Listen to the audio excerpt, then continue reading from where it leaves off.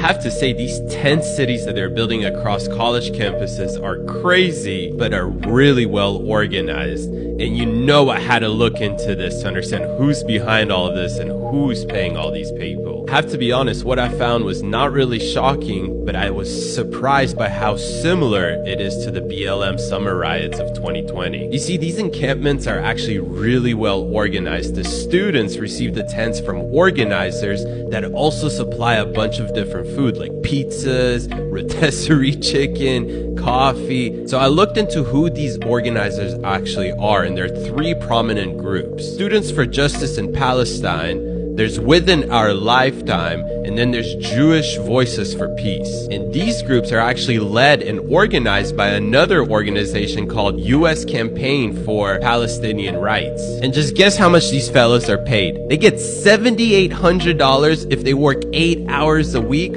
on some kind of Palestinian campaign. Makes you rethink what the hell you're doing with your life. And across these campuses, we've seen these fellows speak out at various events. Nita Laffey, Craig Morton, Malik Afina. So where the hell does USCPR even get this money to pay these fellows that much money? And who funds Students for Justice in Palestine and these other organizations? Here's where it really gets interesting. Almost all of their funding comes from rich, elite investors such as George Soros, Howard Horowitz, and members of the Rockefeller family. And isn't that ironic on its own? You see, George Soros' Open Society Foundation, along with Rockefeller's Brother Fund, gave $700,000 to these organizations. And we know now that the Open Society Foundation isn't run by George Soros anymore. It's actually run by his brother Alex Soros and his partners Huma Abedin, with direct ties to the Muslim Brotherhood. As they say, the apple doesn't fall far from the tree. Now, the Open Society Foundation also funneled $20 million